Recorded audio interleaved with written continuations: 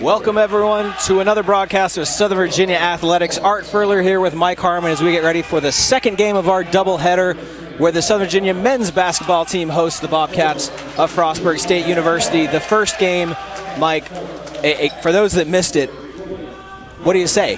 The Knights struggled in the first half, went down by 17, came roaring back, and won by 17 in the second. The Knights would love to come away with two of the second halves from the women's game, none of the first half. None of the first half. Yeah, I call it getting the ball into the paint and letting your post players who should have been dominant tonight, finally they were dominant in the second half. Well, we'll see if the Knights are able to do that on the men's side. Again, both the men's and women's team won against these teams at Frostburg State. We'll see if they're able to do the same here.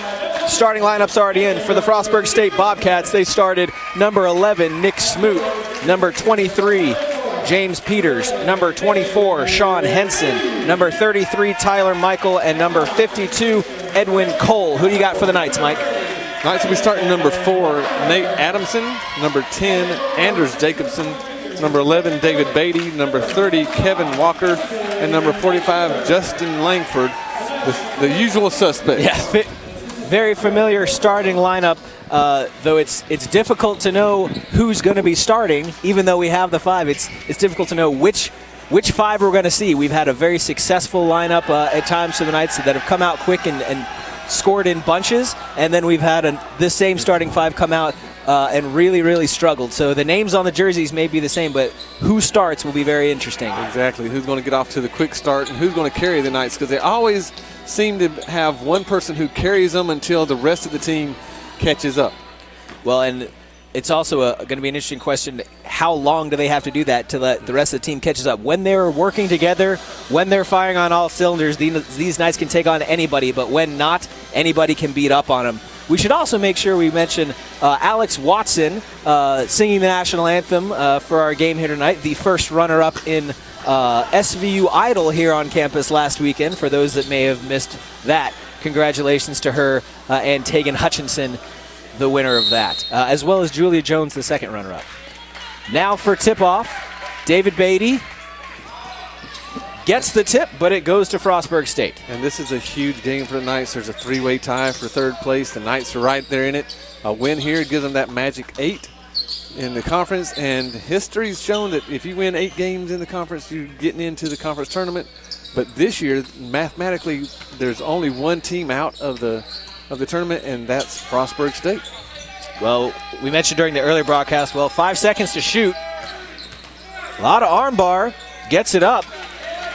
And the basket is good for James Peters very late in the shot clock.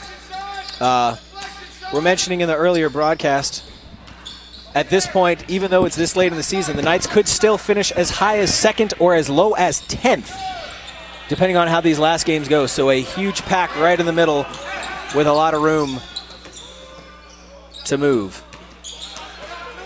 Knights are driving hard. Beatty able to deflect that one. Saved by the Bobcats under their own basket. Fighting for it, tipped that out that time. Great defensive effort by Jacobson as well as Walker, not giving up on the play after he's on the deck. Yeah, and a lot of furious action going on, and again, both teams really wanting to come out and establish themselves early. Yeah, late in the clock as well, that time inbounding the ball. Both teams really applying a lot of defensive pressure. Looking inside, Langford straight up. And that one goes over to Jacobson. We were talking about Wilcox in the first game, gets an inordinate number of blocks for her height. I think Jacobson gets an inordinate number of rebounds for his. Well, he may be a point guard mentality right now, but his body is, in his mind, thinks that he is kind of a big man. He's just a basketball player, Mike. Nice roll that time by Adamson, but it comes out. Frostburg State back on the attack. Tees up a 3. Great job by Beatty to deflect that one. Looked like it was almost certainly coming down to Cole. And the Knights will be able to set up defensively on the inbound play. And Beatty just blocks that hard. Gets a hand over Henson. Adamson, Jacobson, yes! Anders Jacobson for 3. We won't wait nearly as long for a 3 as we did in the women's game. Break the ice early. And the Knights jump out to a lead as well. Oh, Walker caught in the air, and the baseline jumper will connect for Tyler Michael. And the inbound pressure. Out of bounds off of Frostburg. Making sure we get the shot clock ready to go as Beatty prepares to inbound. Lots of teams putting a press on this season, Mike. You were talking about it before. Oh, and we got a foul. 11, yep. Saw that. Smoot got a hand on Jacobson early and preventing him from getting open for that inbound. You're saying with the shortened shot clock, lots of teams putting on a press to just chew up even more of that time. Well, and right now, after playing 3/4 of a season with the 30-second shot clock, all the guys have adjusted to it. It's no big deal, and so the pressure really isn't about trying to run more shot clock. It's probably trying to get them out of some type of rhythm on the offensive end. One-handed dump off. It's a good look to Langford, but his shot is no good.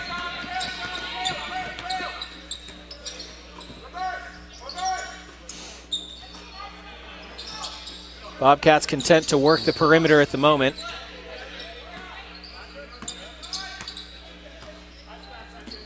Ten seconds to shoot. Now driving. 5 to shoot. And for 3, Walker with a rebound over a much taller Edwin Cole.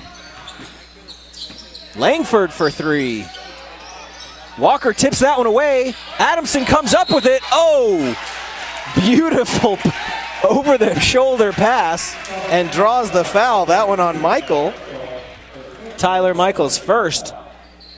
Nifty pass there, smacks of Steph Curry. Able to see without seeing. Into Beatty, elevates, and a high arcing shot again. Cole's height has not been an issue for the Knights so far.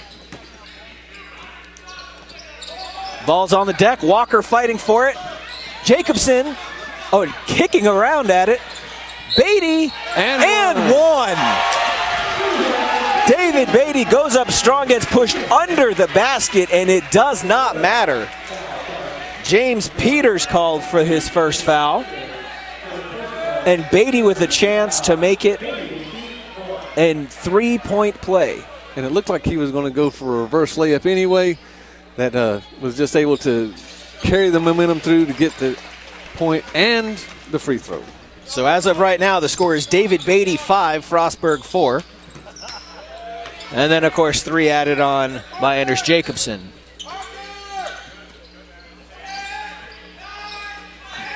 Really having a difficult time penetrating, and the Knights with another takeaway. Adamson realizes he's 2 on 4, slows it down, but finds a cutting Walker all the way to the basket. Count it, and 1.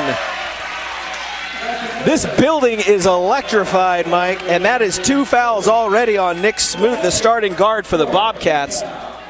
4 minutes into this game. Well, this is the kind of start that the Knights wanted. Get the crowd into it, get in the friendly confines of the barn, embrace the barn. Absolutely. Smoot will head to the bench as a result. And that's going to bring in Zachary Coleman, who will relieve Edwin Cole, and then also Darren Campbell. And Walker completes the 3-point play. And it is 11-4 early. The Knights on top. Jacobson jumps the route. And another fast break. Finds Adamson. Back to Beatty. That one a little tough to handle. But you know what? We'll slow it down and get the basket anyway. And you got to wonder how much more of this before Coach Hatch wants to talk it over. The Knights' defense is creating offense right now, Mike. Well, they're doing it by just playing great position defense, making it really hard for the Bobcats to try to run anything or any cuts that they really want to go straight toward the basket. 5 seconds to shoot a long 3. Rims out. And a reset possession for Frostburg State. And anytime you take a three-point shot, you really have to box somebody outside the lane because you'll have long rebounds. Rimmed out again. Langford comes away with this one. Walker to Adamson. Drives. Going inside to Beatty. Off the glass, no good. And David could have taken his time just a little bit more, had the mismatch as he had Cox on him.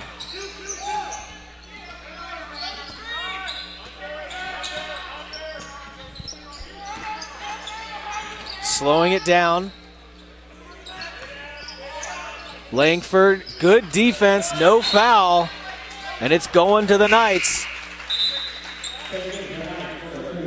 That'll bring the first substitution for the Knights, Aaron Rumbaugh, who will come in for Nate Adamson. The Knights have come to play tonight, Mike. They are energetic. They're reading the eyes of the defenders, and they are playing fearlessly. Well, they know that this is their next to last home game, and they've got to get it done here at home. Traveling on the road really hasn't been their forte, and if they want to be one of the first men's basketball team to get into Capital Athletic Conference tournament, it has to start tonight. Well, and so far it has, but there's a lot of basketball still left to play. 10 to shoot. And offensive foul. Yeah, legal screen. We were talking about that in the first game as well. They've become very popular calls this season. Well, and the problem is the person setting the screen does one of two things. They lean with their hip or they try to leave the screen too early. Kevin Walker called for that, his first foul, and the Knights' first foul in 6 minutes. Walker immediately jumping in, deflecting that one away. You can never play lazy on Kevin Walker or he will make you pay for it. Sometimes he'll get the steal, sometimes just the deflection, but he will alter your play somehow every time. 10 to shoot, and it's up. Walker with the rebound, looks way ahead to Rumbaugh. Pulls up, short jumper off the glass, and a quick possession. And if the Knights defense can keep on forcing outside shots, keep the ball outside the lane, I really like their chances coming away with the win tonight. Oh, yeah. The scoring has slowed down a bit for both teams. Oh. Okay. That one on Beatty. Looked like he got a lot of ball on the top, but perhaps with the other hand to the body. Well, that, and when the ball went off of his hand that he had on it, he came down through and caught him in the chin and chest. So there you go. That free throw off by Sean Henson. Frostburg will need to take advantage of their opportunities at the line tonight, by the looks of things. 1 for 2.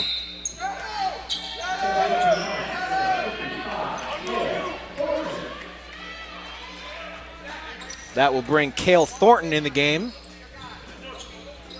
Beatty's got to get it in. And there's the 5. Just barely doesn't. That's been the situation that's plagued the Knights as well. Yeah, a little bit of indecision. You got to go with your first instinct. It's like taking a test or an exam. Your first instinct's always right. When you go back and try to erase it, you're always wrong. Very long. Thornton comes up with it. Gives off to Jacobson. The Knights came out strong, but they've struggled to score in the last few minutes. Rumbaugh, Jacobson for 3. No, Beatty. We're going to get Beatty for pushing with one hand. And that's 2 quick fouls on David Beatty, the leading scorer so far. He's drawing the comparison early. He's got 7 to Frostburg as a team's 5. Adamson will come in to relieve Walker. And now Beatty going out as well, which brings in Jace Edmonds. Yeah, unfortunately, the right hand was the one that he was trying to corral the ball with, but his left hand was pushing on the hip. It's not a particularly common lineup for Southern Virginia. Shot over the top is good for Campbell. The Knights able to get this one in. Jacobson getting across the line. Oh, and there you go, the hand check. It's going to be on Peters. That's his second. Peters and Smoot with 2 fouls apiece for the Bobcats. Beatty with 2 for the Knights. I'm kind of surprised that they let it go that long before they called that hand check. Yeah, and Jacobson just looks so comfortable with the ball. I think he's more nimble dribbling a basketball on the court than a lot of people are just walking or jogging on the court. It's an extension of him. Edmonds. Good look to Thornton. That is a manly move by Thornton, catching it behind him, securing it, going up in a very difficult position to make that shot despite folks around him. Well, if he can force his shoulders up and through a crowd, it's going to be very hard to stop that young man. And that, the same shot that Campbell got a second ago, he got again.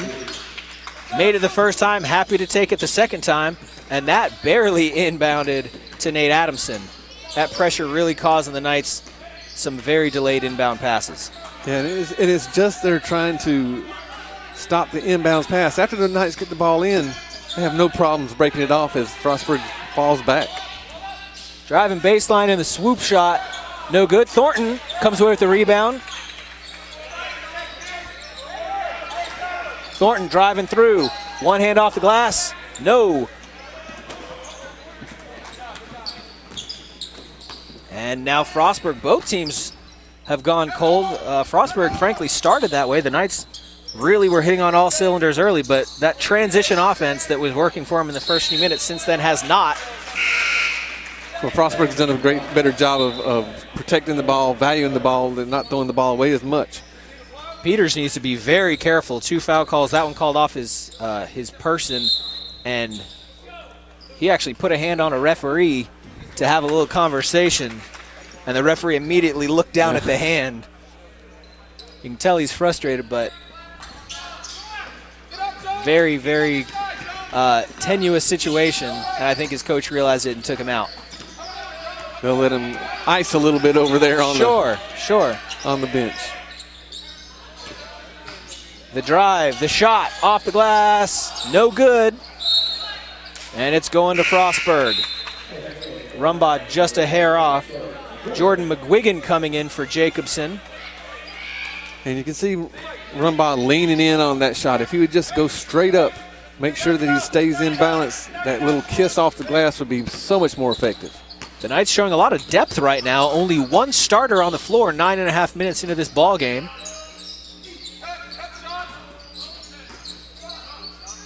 And still a lot of defensive pressure.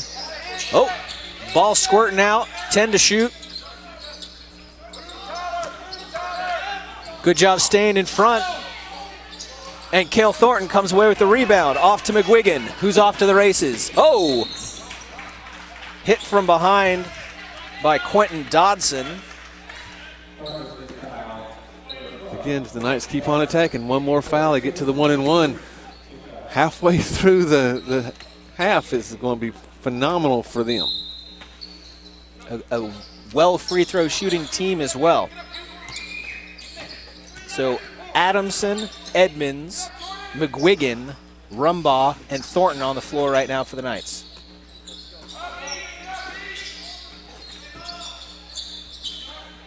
Adamson. Move it down to Thornton, who steps through a double team. And they're saying out of bounds off of Thornton. No foul. Jace Edmonds will come out. Kevin Walker will go in. Well, it's a great step through and split of the double team by Cale Thornton. He's got to recognize, though, people are coming from behind, so maybe instead of going straight up, give him a little pump fake, really get him on your back. Yep. And he's strong enough that he can finish. And that, McGuigan called for the block. He was clearly looking for the charge and will not get it. Terrell Goodman and Darren Campbell to the scorer's table for the Bobcats. Meanwhile, Quentin Dodson to the free throw line. Ooh. That was very strong and very wide. Shanked it a little bit there, didn't he? Yeah, you can tell leaving his hand. Ooh. That was not. Did not feel comfortable at all. No. Second one's better, but insufficient. And this one goes to the Knights. And the Knights have to box out better. Oh, yeah. Frostburg is going to crash the offensive glass. They've got to get someone on the rear end and hold them out. Inbounded to Adamson. Lot of pressure. And the foul called right there at midcourt. Jordan Jones, his first. And as you called it, Mike, 7 team fouls now on the Bobcats. The Knights in the 1-1. Well, there's more than one way to make a team pay for pressure. There's more than one way to skin a Bobcat? There you go. A lot of people think it's just go ahead and get down there and get the layups. The Knights can accrue fouls, get some of the more athletic Bobcats out. And then open up a lead. Yeah. Rumbaugh hits the first free throw. Langford and Jacobson come back in, so the Knights have kind of slowly been bringing the starting lineup back in. And now they are one off of it. And that's a luxury to be able to have your starters get a lot of rest during the game. Well, and Rumbaugh's made a lot of minutes as well. Is certainly what I think if the Knights have a sixth man, it's him. So they've got a very strong lineup on the floor right now. Yeah, well, we know earlier in the season that Rumbaugh was starting. The determination to bring him off the bench was to give the bench a little bit more punch on the offensive end. Look ahead to Walker. Cuts it off. Oh, yes. And that's another foul. That's on, I think it's 12. Yeah, Dodson. It is. That's 2 on Dodson.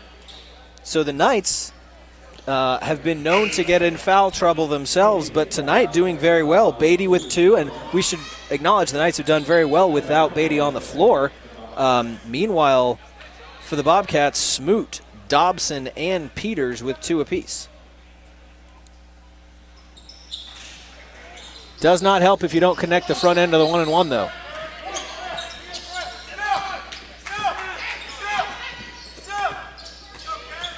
Going baseline, Walker does a good job of staying in front, deflects it, and Adamson able to come up with it. Looks ahead to Jacobson, who should have been a foul.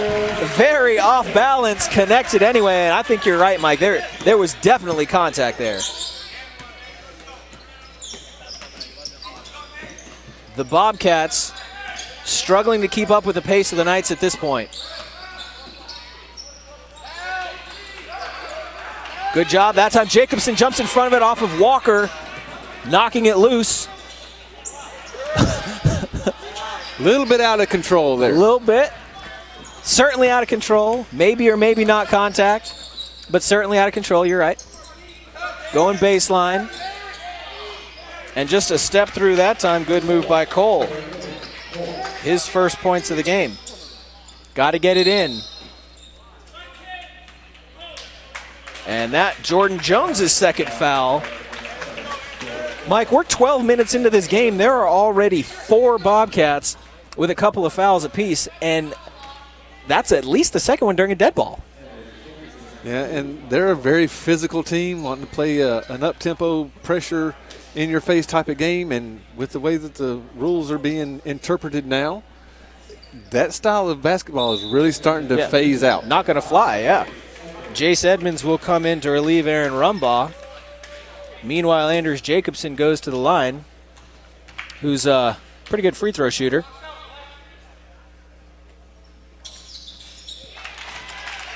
Good enough to make the first, certainly.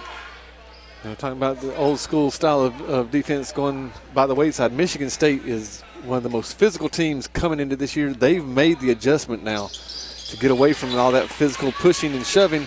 And teams are going to have to try to figure this out. I thought they may have figured it out by now. Jacobson makes 2. The lead is now 10 to the Knights.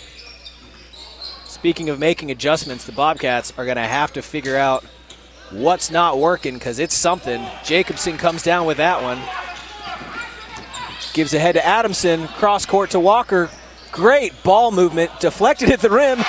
Knocked up and in. Yeah, they'll give that to Adamson. Sure. I think a Bobcat helped with that. Sometimes it's better lucky than good. There you go. And when you're chasing one of the top 6 spots to get into the conference tournament, you'll take anything. Jacobson, good layoff to Adamson. Stepped into it. Just sold that play, and the Knights are on fire. Now up 14 on Frostburg State, and for the last long stretch without David Beatty. Well, they're doing it all, most of it starting from a defensive end of let's make sure we keep in front of the Frostburg Bobcats. Keep them outside the lane. We see when the guys get inside the lane, such as Cole, he has a great advantage with his athletic ability, but if the Bobcats are going to stay outside and hoist threes, the Knights box out, then it's off to the races, and we see that they're really got their horses all in a row now. Oh, yeah, they create so well on offense. They're very unselfish, but they're also smart enough to know when they've got the open shot to take it, not overshare and give the defense time to catch up. When they get past that midcourt line, if they've got numbers, the ball's going in. Yeah. It just is. Right now it is, and hopefully the Knights can continue on this path. We've seen those before where we thought that the Knights had it all going their way, and then all of a sudden there's a stretch of 5 or 6 minutes where things bog down. As long as the Knights don't get bogged down, they keep the ball moving, as you said, share it, then I don't think the Bobcats have a great chance of catching up by the end of the game. Well, and if the Knights can do that, if they can keep their foot firmly on the gas, what a corner this would be for them to turn heading into the back end of this season and hopefully into the conference tournament. It's got to give them confidence to say, look, we can do this. This is what we can. This is possible, and if it's possible to keep that up, it's possible to beat any team out there. Well, this would be a great segue or a bouncing game to Salisbury coming in. Salisbury's ranked second in the conference right now. Yep. If you beat them on your home floor, that brings them back closer to you, but that just gives you so much more confidence going in, saying, hey, we're ready to play in the tournament. We beat the second place team in our conference. Mm-hmm. Everything now is starting to fall into place. Yeah, one of the 2 teams that are legitimately, great job by Walker sending that one over the bench of the Knights. But yeah, only 2 teams ranked above Southern Virginia, Christopher Newport and Salisbury. As we mentioned earlier, several teams tied with them in 3rd, but it would send a great message to come away with a win there. 5 to shoot. Walker blocks that one, and then Edmonds just rips it away. Little stop and go by Adamson, and the Knights are doing damage down low. These layups, they're getting through every time. They're slashing, they're finding open lanes. Well, if this is any indication how the Knights are going to play on Saturday, not only does that send a message to the rest of the conference, but you're in position to get a home opening game. That a very tricksy shot by Jordan Jones off the glass. And a much-needed basket for Frostburg. They had been scoreless for quite a stretch. Walker goes around, kicks out to Langford. Again, no box out by the Bobcats. They're just trying to rely on their athletic ability to go up and get the ball. And another foul. That one going to go against Edwin Cole, just his first. But now the double bonus the rest of the way. Very smart play by Nate Adamson, recognizing that he had a center on him. Let him drag him out a little bit further from the basket, bring him to him, and then go around him.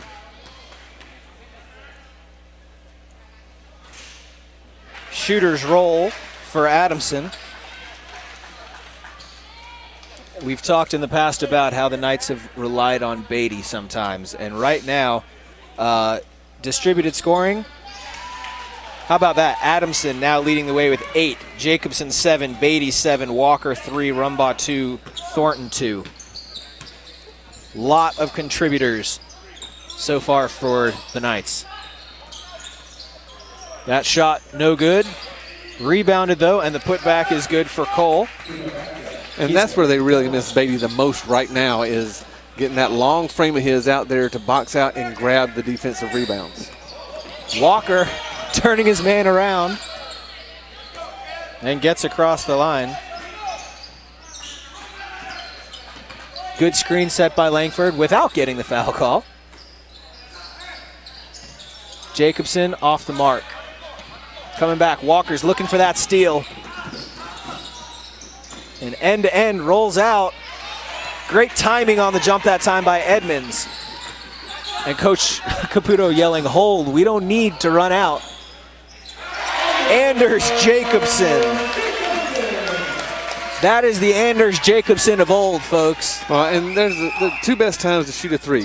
One in transition, two off an offensive rebound, coming from the inside back out.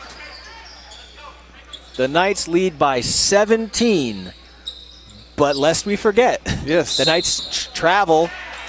The Knights women's team trailed by 17 at the end of the first half, and we know how that turned out.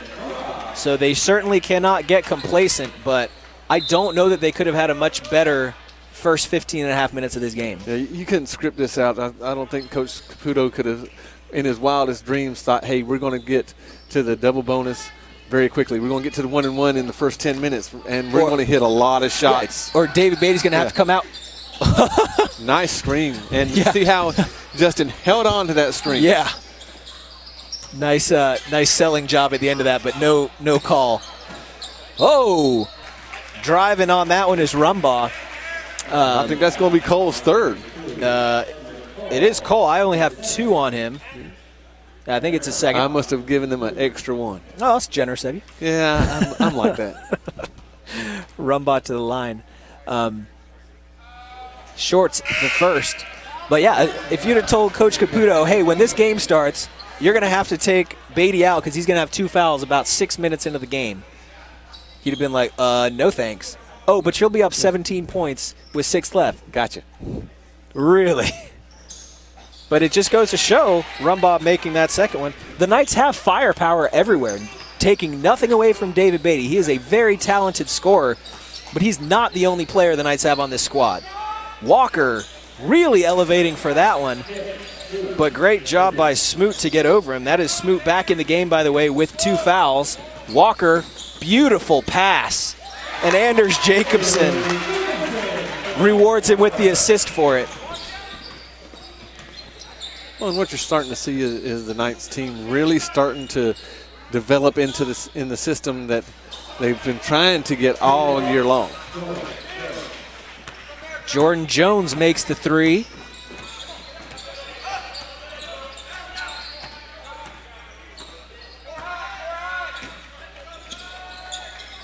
The Knights have really been spending very little time on the offensive end. They've been scoring quickly and getting back on defense. This one of their longest possessions in quite a while. Edmonds drives. I think he got blocked by the bottom of the rim there. Yep. Corner 3.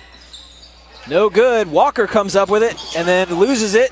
Langford fights for it, but it's going to be Knight basketball. And Walker takes a well-deserved break after just plain hustling. Adamson comes in.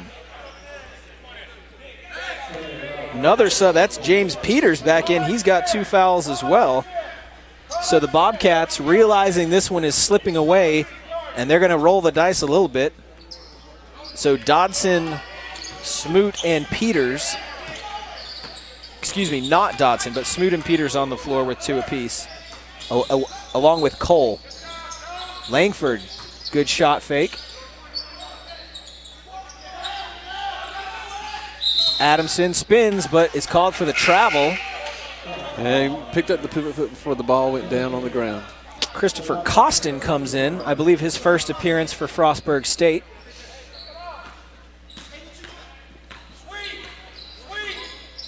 The lead is 15 with 2.5 to play in the first. And Frostburg really taken a lot of threes recently. Peters able to draw blood with that one and cuts the lead to 12. The Knights' offense is slowed a little bit, and the Bobcats is sped up. A very, very dangerous combination. Yeah. 10 to shoot.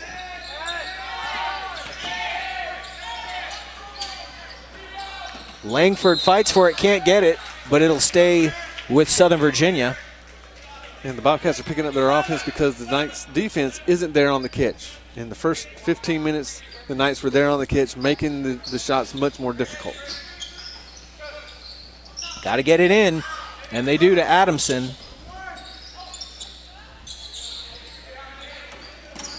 Jace with the spin move.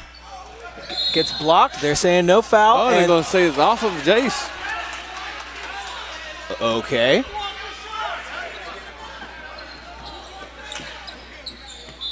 And a timeout called by Frostburg State. A fortuitous call gives them possession there, but the lead, which was 15 just a minute ago, now down to 12. The Knights have been in this position before, and I fear more often than not have buckled under that the ramped up pressure that's come from their opponent. So it'll be interesting to see whether at halftime whether it at least maintains at 12 or if they're able to regain a more substantial lead. Well, if the Knights are going to keep on attacking like we hope they do, we know that the Bobcats want to be shot blockers. Get into the lane, come to a jump stop, give them a little up fake, get them into the air. In the first 15 to 17 minutes, the Knights have just been going straight in, straight in, straight in. Now the timing is getting there for the Bobcats, so we got to throw their timing off by giving a little pump fake.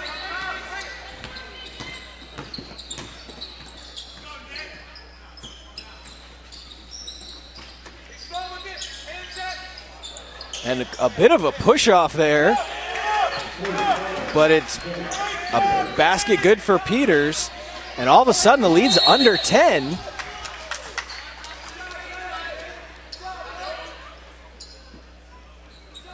Out of bounds, but it's off of Frostburg.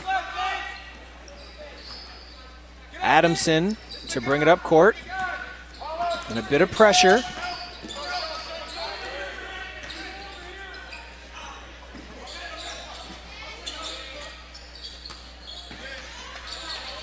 Knights looking inside, can't find it. Jacobson has to put something up. Gets blocked.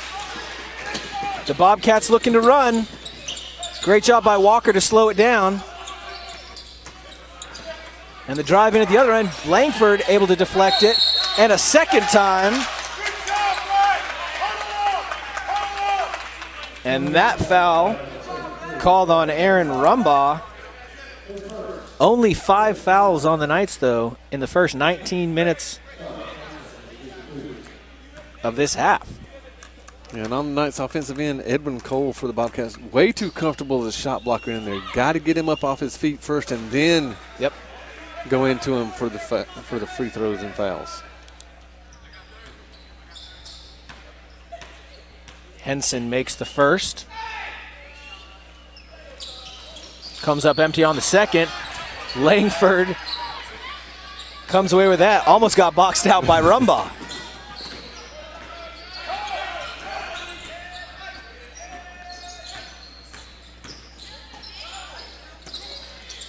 Again, the Knights look inside. Slip. Oh, and he doesn't need to try to go up to dunk the ball. Just go up and power layup. Get it in. The Bobcats go back to the corner. No good. And we'll see. And a foul on Rumbaugh.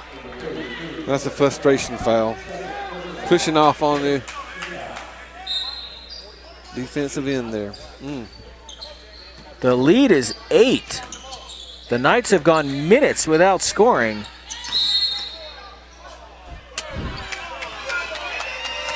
Foul on Kevin Walker now, his second, and they're piling up.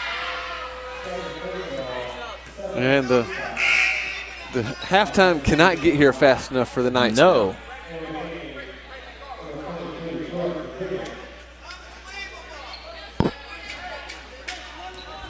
As I said, Mike, with a minute and 40, the lead was 12. The lead is 8.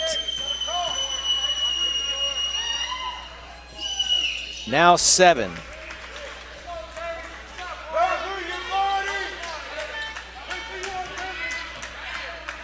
The Knights have been rattled by the comeback of the Bobcats and have found it difficult to shake.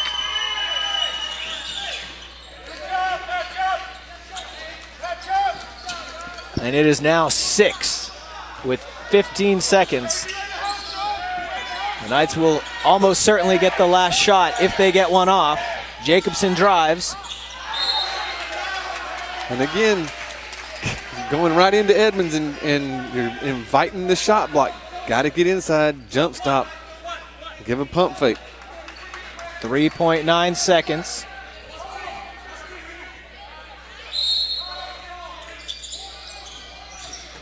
Goes to Adamson, who hits from the corner for three. And that is how you want to end the half. It was the first bucket the Knights made in a while. The last 3 minutes, not what you like, but the last 3 seconds, you'll take. Yeah, going into halftime, that gives you something positive to go in with instead of the negative of, oh, we're letting them come back, Again, though, Cole is way too comfortable as a shot blocker as going in and going off of one move. Double moves will get him in foul trouble. Yeah, he's only got 2 so far. The fouls really piling up on the Knights there at the end as well. They come away with only 7, but 3 of those 7 in just the last 2 or 3 minutes, whereas the Bobcats had several folks with 2 fouls early on and were able to dial it back and not pick up a third.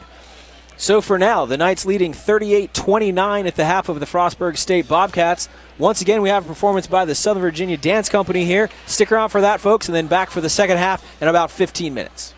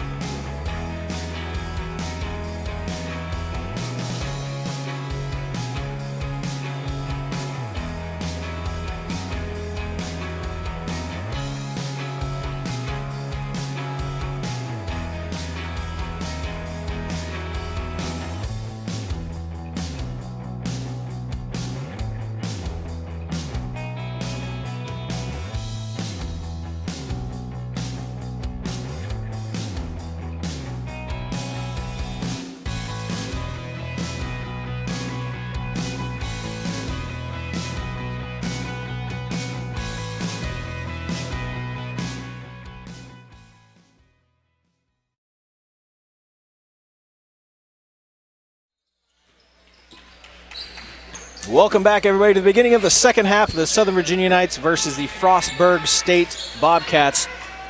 The Knights leading by 9. It was as many as 17 there in the first until Frostburg came back. Speaking of coming back, Beatty back in the game for the Knights after sitting a long time for 2 fouls, but will come up empty on his first trip here in the second to the basket.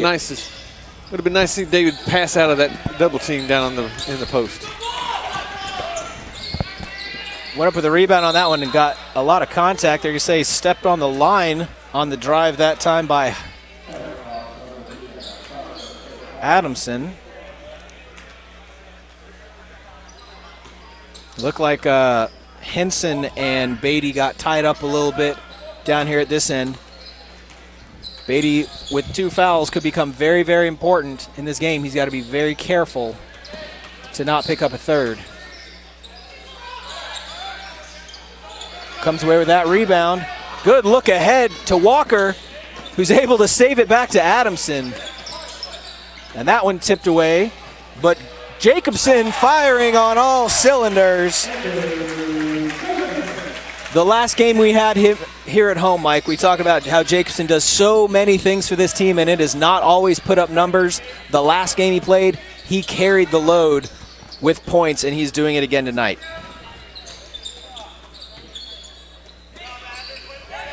Baseline jumper is good for Michael.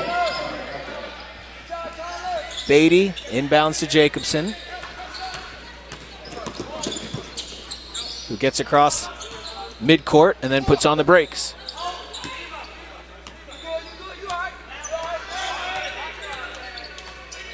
Jacobson, nice little pass over the top to Langford. Misses from the free throw line. Jacobson gets out in front of that one. And as we said, doing a little bit of everything tonight. Doing exactly what they need him to, including finishing through so much contact. Well, if Jacobson can get the ball up above his shoulders, there's a great chance of him being able to finish because he's so strong. Really applying that defense. Beatty steps in and grabs that one. Smart no look to Adamson. Oh, and he stepped on the line again. A frustrating thing to be sure, to get that fast break and then not come away with anything, but they have nevertheless quietly extended the lead back to 12 in the first 2.5 minutes of the second half.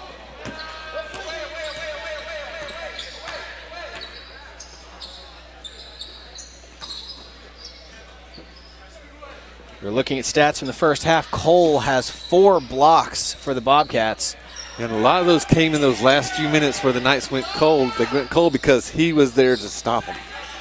They're a 5th rebound for him as well. Beatty gets that one and again speeds up court. Lot of contact, no call. 3 different Bobcats swatting at him.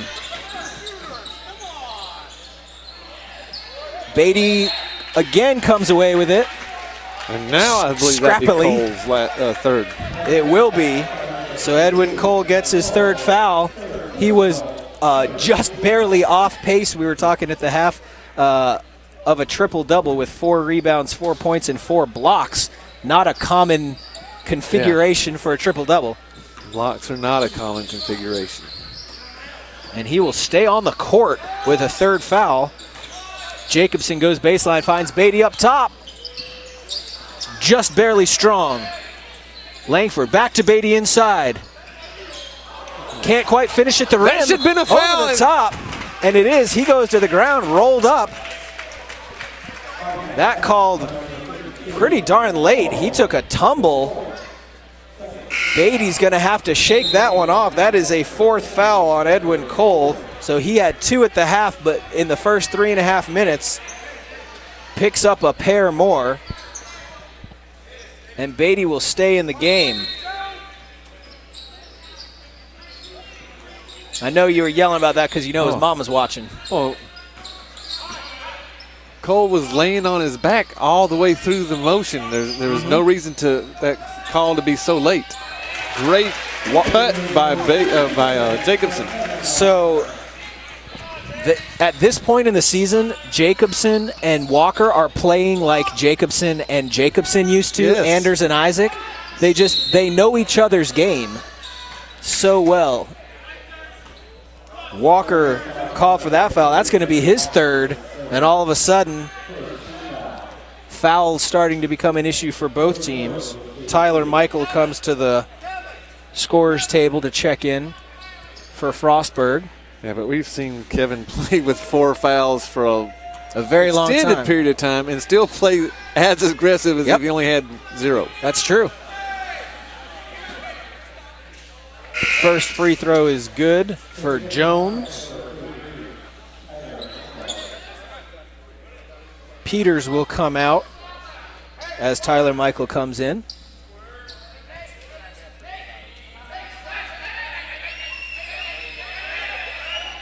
Second one very short, and it's going to go out of bounds that time off of Zachary Coleman.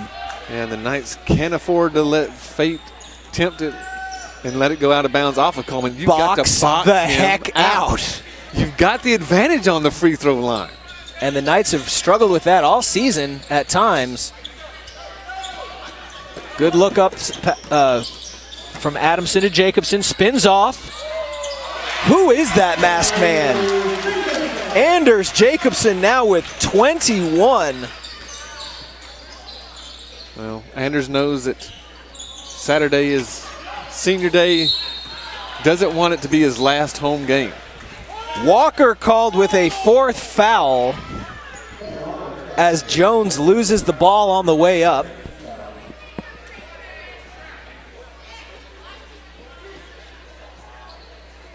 Wow. So just as things turn well for the Knights and Cole, that free throw, by the way, dropping for Jones. Just as Cole goes to the bench with 4, 2 at the half, and then picking up 2 quickly, the same fate for Walker, who interestingly only has 3 points in this game. A lot of assists. Lot of assists, lot of steals. And just Well, and this is about the same time period that David went out in the first half. We'll It see if is. the Knights can make the adjustment and go on a little mini run with Walker being on the bench. Knights running a little weave at the top. 8 to shoot. There we go, and freedom of movement. And that call against Tyler Michael, that's his second. So we've got ahead of our 1 foul per minute pace here in the second. We did not maintain that pace in the first. Got to get it in. And finds Adamson out near midcourt. Foul, of course, does reset the shot clock. Beatty goes hard, and it gets rejected. And that's what we talked about in the first half. If David would go in, come to a jump stop, give a little up fake, Coleman would go through the roof, and they would have a much easier shot. Yeah, Coleman now filling in for Cole. That's Edwin Cole, who's on the bench, Zachary Coleman. Jordan Jones picked up a 3rd foul for a hold on Jacobson. I mean, what do you do? He's causing you fits. I mean, there's not much you can do to stop him besides hold him. And blocked again by Coleman now. And when you give a shot blocker space like they're giving Coleman space, you're going to see a lot of balls have their course altered. Jones scores at the other end. The lead back to 12. The Knights trading baskets right now, which is good as long as you can keep it up. But you don't want to have to trade baskets for 14 minutes and 40 seconds. Yeah, you never know when the run is coming. The Bobcats have showed already in the first half they have the ability to score in bunches if they need to. A great step underneath Aaron Rumbaugh. Yeah, they're able to keep the pivot foot down and step around the defender as the double team came from the high side. Yeah, with the shot clock winding down as well. Elevating above the crowd that time is Henson. Just his 3rd and 4th point. Jacobson bringing it up court.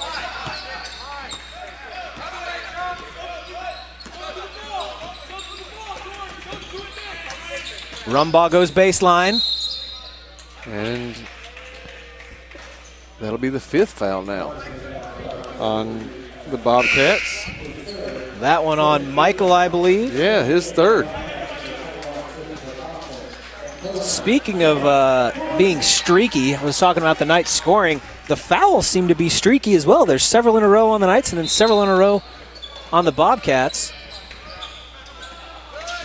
If got to get it in. Oh, so close. And that foul called on Nick Smoot. And I guarantee that's because he complained to the referee about the 5-second call. I guarantee. Well, he wasn't so much about the 5-second call, but asking that Nate Adamson pushed off. I think he gave as good as he got. Yeah. My opinion. Don't question the referees, right? And going up on that one. And see, little pump fake, not at much. Get him in the air. Got him in the air just a little bit, enough to put him off balance. And now we're at the free throw line. 1-1, 13 minutes, 47 seconds left to go in this game. That's faster than the Knights got to the 1-1 in the first half. It is. By a full 4 minutes. Beatty makes the first. As you mentioned, it's the combination of staying aggressive and then giving it the pump fake when you get there. Well, because the shot blockers haven't seen that, and they're just going off of first moves. And if you can put any kind of hesitation in their mind, it becomes a much easier game when you're going to the basket. And just dribbles off of his foot. Nope, they're saying it's off of a Knight. 20 seconds now.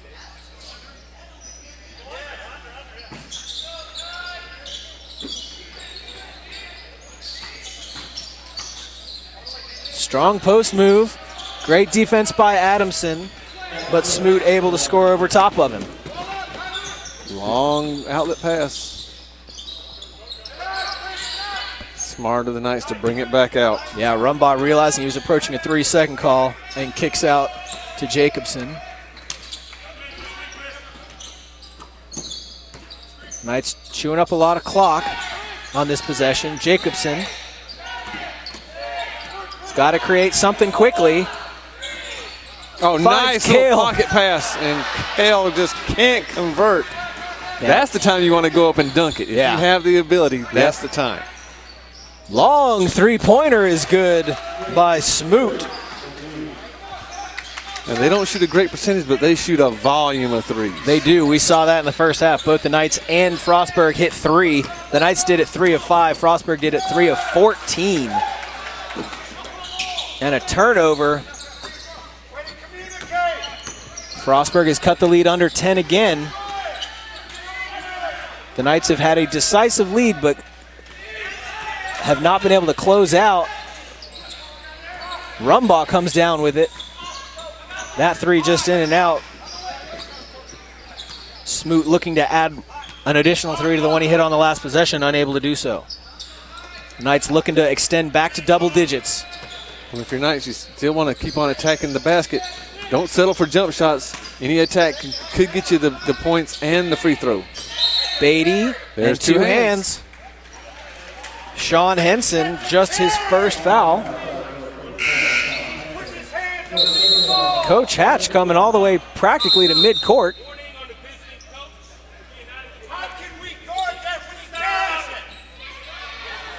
Coming well out of the box. Yeah, and that was the warning for coming out of the box.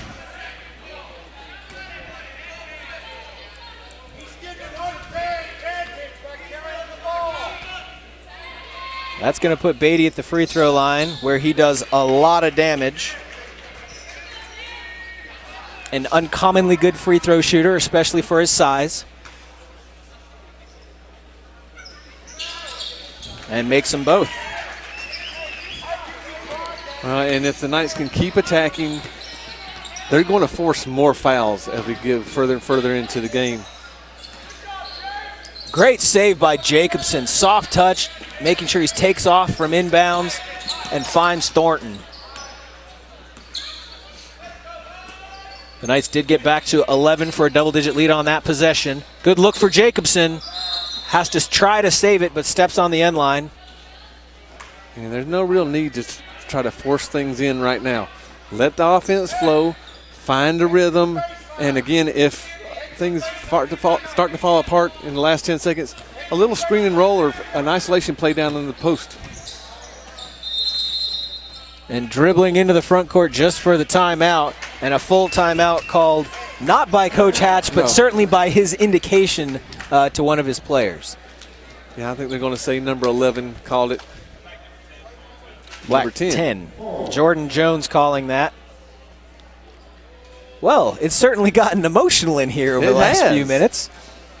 You can appreciate the emotion, I think, but yeah, but emotional on the Bobcat side. The Knights fans uncommonly quiet now in the first half. Yeah. A lot of emotion from them, egging the team on. The team really responded to that. Now they got the lead. The Knights fans kind of sitting back, and the basketball team, the men, just kind of sitting back too. Yeah, well, and you like to see the Knights fans calm down a little bit perhaps when the Knights have the ball, but on defense you'd love to have the crowd roaring, and it seems like they do that more when the game is close as opposed to when the lead is as it is. But we've seen so many leads dwindle. You have to keep your foot on the gas until that clock expires. Yeah, there's been too many times the Knights have had big leads, 19-point leads, and then have to come back in the last few seconds and hit a three to win the game. And give Kevin Walker the ball for three. Yeah, so you like just like you want your team fighting the whole time, you like the fans behind you as well. The place has roared even tonight, but as you mentioned, have gotten very quiet recently. No, and it's like they just expect the Knights to win here because the men have played so well here over the past several years. Reminds me of a story from John Wooden saying that, the fans expected him to win, but not only win, but win by a certain margin, and they were disappointed when they didn't win by that margin. Yep. So, another long three. Tell you, volume shooters. Well, and Smoot is warming up. He's really started to heat up from three himself, and the Bobcats seem to be going for him or to him for their three-point attempts right now.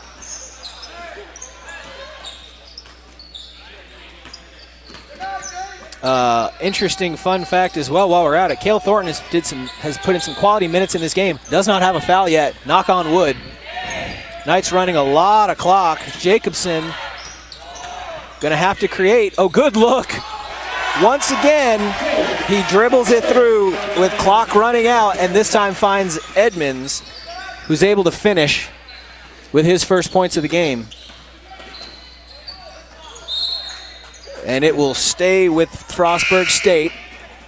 And on the offensive end, you got Smoot trying to guard Edmonds. Edmonds has a decisive advantage down in the post.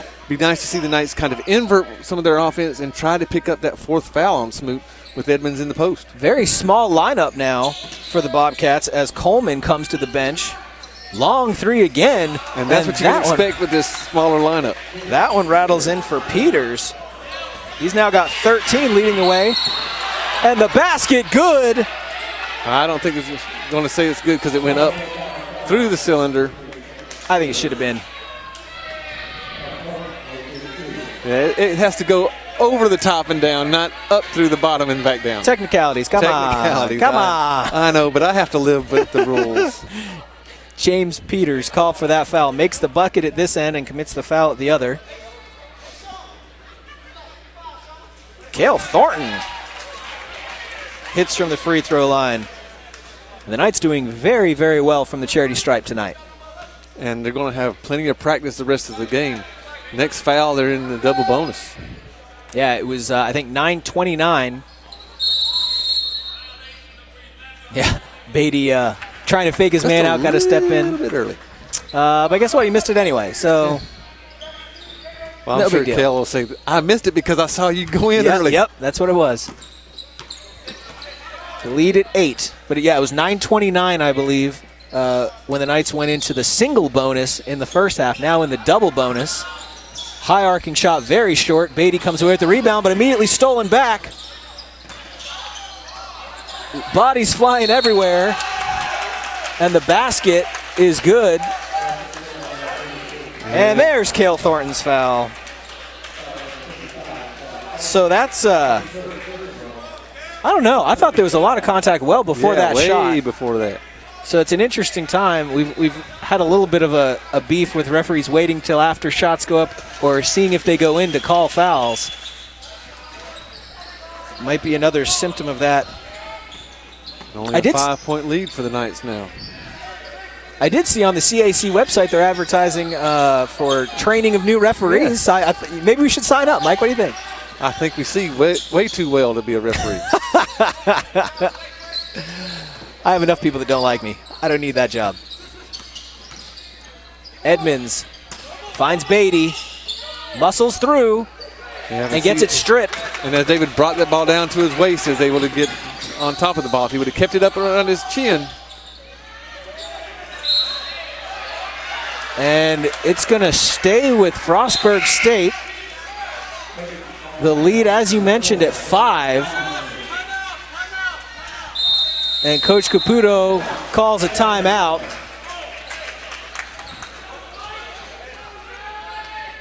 A streaky game. Streaky game and a lot of momentum changes, but the Knights have to still stay the course. They can't get rattled.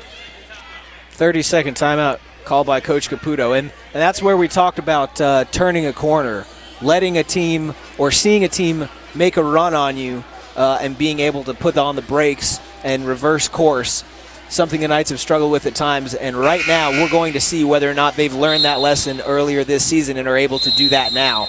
Well, and they've got to understand the Bobcats are going to keep on shooting those threes. They are volume shooters of threes. A lot of them are going to miss, but the ones that make it starts to feel like, oh my gosh, we really got to hurry up. And you don't have to. Well, especially now that they're starting to drop for them, and the Knights are going to have to adjust instead of stuffing the box and preventing the drive. They're going to have to start stepping out on some of these shooters and force them to go back inside despite not having some of their big men in the game. We mentioned Cole and Coleman. And a foul. Basket is good. Foul on Adamson. And all of a sudden, it's a 3-point game, possibility of becoming 2. And with the Bobcats going to this small lineup, we see them play a lot of 5 out now, and that's going to take away some of the backside help for the Knights defense.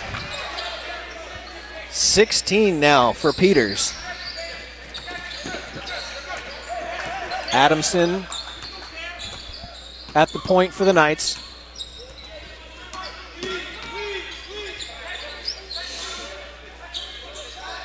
Beatty with the basketball. 10 to shoot. Rumbaugh steps through, over the top, and kisses off the glass. Rumbaugh doesn't always score a lot, but he scores at really important times. Beatty stuffs it, but a foul. Cale Thornton. It's my fault, Mike. It's absolutely my fault. It was your turn this time, right? It is. I did it the last couple times. It is. Yeah, Cale got him a little bit with that body. If you have any complaints, feel free to email me at madison.sowell@svu.edu. I apologize. Or jason.lamb. There you go. There you go. That free throw, no good by James Peters.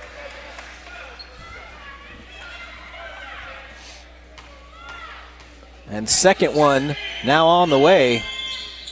That one good. So considering the high percentage shot he had, perhaps a good foul.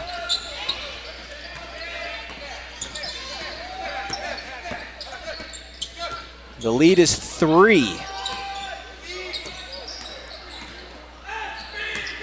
And now the Knights faithful starting to get back into it. 10 seconds to shoot. The Knights have got to get something. Looks over top to Thornton. Yeah, offensive foul. He earned that one. Yep, as soon as he dipped that shoulder, you knew it was going to be an offensive foul. Yeah, he earned that one. Coach Dupay should talk to him, too. I think Cale would make a heck of a fullback. Oh, yeah. I would follow. Or linebacker. I'd hate to get plastered by him. It's true. I was thinking I'd follow him through a hole any day. Oh, yeah. Long 3 again, and it's good. Smoot just doing work from the three-point line, and we are tied.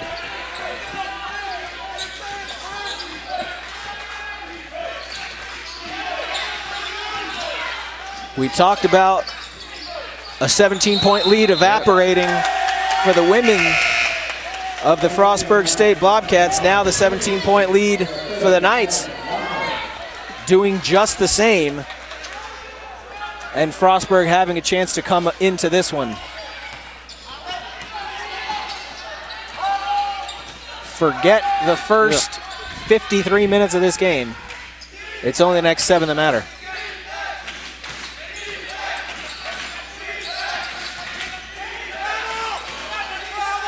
Beatty fights for the rebound, can't come up with it. Diving to the deck is Adamson. Beatty's calling a timeout. And they finally give Beatty the timeout. David Beatty's screaming for a timeout right in front of a referee and can't get the call. And a couple of things go on there. First, it should have been a travel on Adamson as he was on his knees and his forearms. Came up off of his forearms. Beatty, though, calling a timeout, trying to get it. Yeah, I can understand. And the referee kept on letting him go. I can understand when you're a referee standing 60 feet from a coach and can't hear it, but when you're 5 feet away and I can hear him yelling from here with headphones on and you talking in my ear, come on. And he's maybe looking to see if they had possession. That's the only thing I can think that would prevent him from granting the timeout. I have to imagine that's what he was thinking. I have, because he was not looking at David. He was looking into the pile. It had to be to see if the. I'm giving him that. Clearly had possession when he jumped on top of it with arms and knees down on the ground.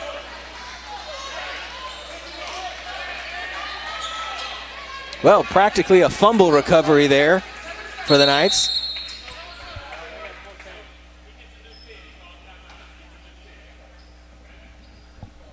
Making sure we know the situation, saying they get a new 10 to get across the timeline. Wait. And that should have been a spot throw-in.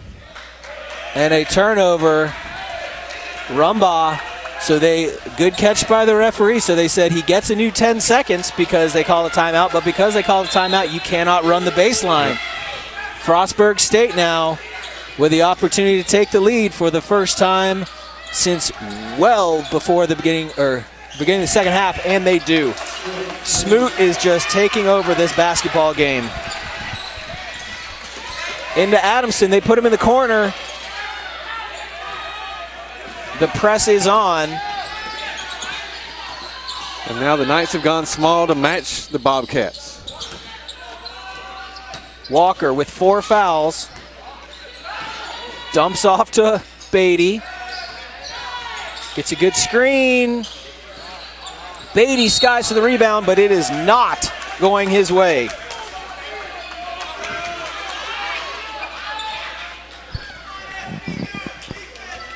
Yeah, defensively, the Knights just have to make sure that they stay in front of the Frostburg Bobcats, but be there with their man on the catch. Another very long 3. This one no good, but rebounded underneath. Another opportunity. No good. Jacobson with the rebound, looking for a run out. Flips to Adamson. Adjusts to the contact, gets his own rebound and puts it down. Tied again at 60.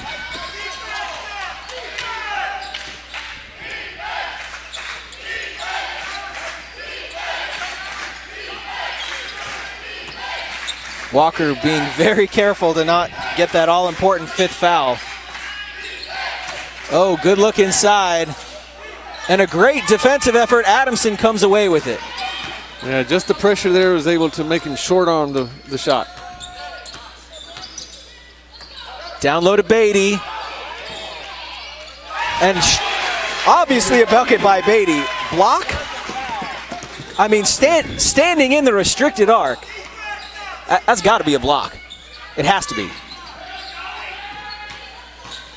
This last 5.5 minutes, we're going to see some strange calls.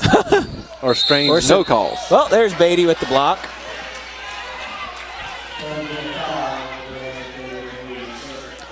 Oh, goodness. Well, Tyler Michaels going to the free throw line. And we started shooting free throws when? Single bonus? Yes. 7 minutes? 7:40, I think. Yeah. Rebound, and that's another one. That's going to go on Beatty again. So Walker went from 2 to 4 fouls very quickly at the beginning of this half. Beatty has now gone from 2 to 4 fouls in a matter of seconds of game time. And that's just basic boxing out. I mean, you got 4 Knights on the lane against 2 Bobcats. If you can't double team somebody and keep them out, you don't need to be out there on the floor. And we've seen all the Knights violate this over the whole season. So it's not just picking on one person, it's all the Knights. Jones enters. Edwin Cole does as well. He has 4 fouls for the Bobcats, but has been a huge defensive presence. Henson makes that one. So the Knights are no longer in their the Bobcats no longer in their small lineup. Jacobson scored a lot of points early on, but has since been quiet. They could use a basket from him now. Beatty still on the floor with 4. Walker still on the floor with 4. Jacobson drives, loses the ball for a moment. When you see the spacing, not great for the Knights. Step through, nothing. Beatty gets up, tries to get back. Very long cross-court pass. And a great box out that time. Basket good for Peters. The lead is 1 for the Bobcats. All the way to the rim.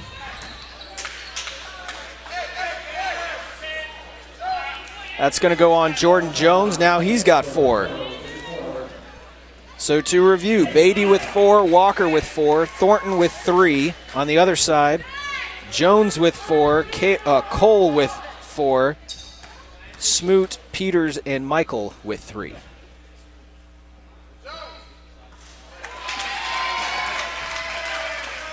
First basket is good for Jacobson.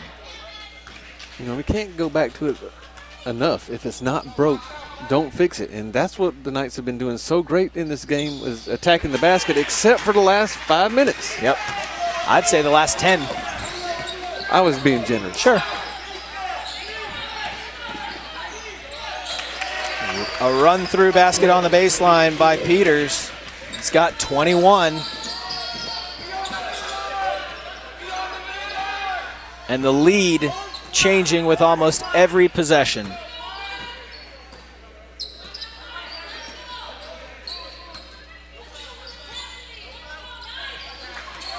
Down low to Beatty, who goes hard to the deck. That's going to be Sean Henson with the foul, just his second. Beatty will go to the free throw line. Again, we've mentioned a very good free throw shooter. He has been beaten up a lot in this game, though.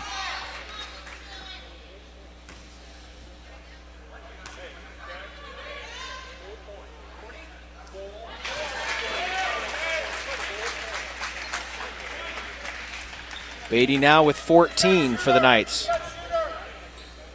So Adamson with 13, Beatty with 14, now 15. Jacobson with 23. Oh, and forcing the timeout with the backcourt pressure. Great defensive work by the Knights. Well, it was great that the Knights were able to get that trap, because there was nobody in the front court there. And all they had to do was just throw it over the top. 2 Bobcats were down there ready for an easy basket. Yeah, we talked with Coach Winslow a little bit in pregame, and he said they were going to change their looks. When the Knights played at Frostburg State, they pressed the entire game, so they knew that's what they were going to be expecting out of them. So he was saying in this game they're going to show some times where they go full court. They're going to show some times where they don't, just to try to get them off balance a little bit, and it seems that it certainly worked on that possession. Yeah, they caught them a little bit by surprise. But again, even if you catch them by surprise, you have to have some type of defensive balance, or else you could get caught with just a fluke pass, and a 1-point deficit goes to a 1-point lead for the Bobcats. Yeah, every possession so critical now in this 1-point game with 4 minutes to play. And the pressure on him again. 10 seconds. Not sure what happened there. When they call the timeout, you get a double, you get it back.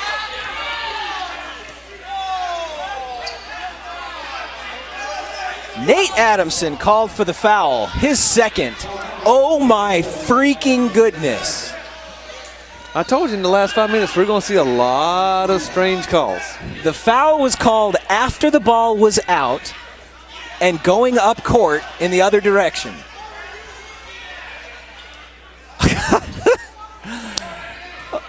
Okay.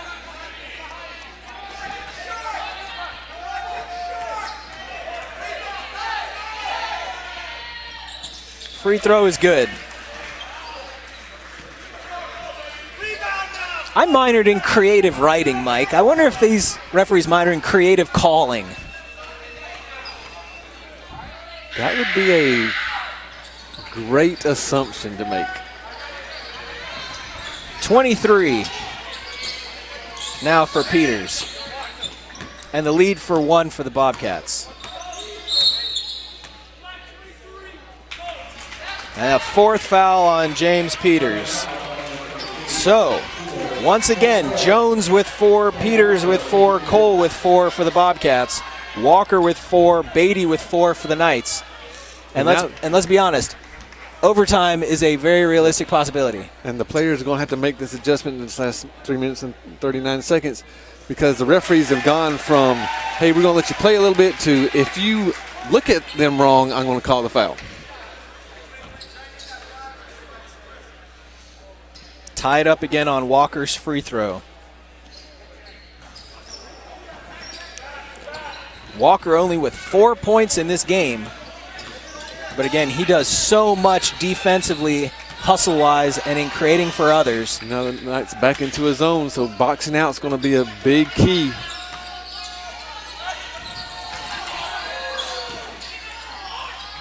That pass just about goes out of bounds. Beatty's fighting for it, but can't because he can't pick up the foul. And the backside basket by Henson. Looking ahead to Walker, just too far. And that's what happens when you have 4 fouls late in the game. You cannot fight for that because you risk getting the call and being disqualified.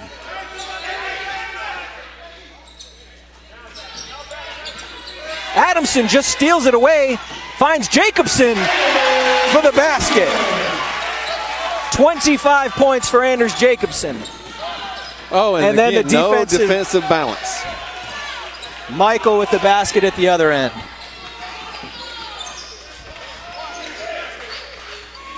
They worked so hard for that basket and then just did not get back defensively and gave it right back.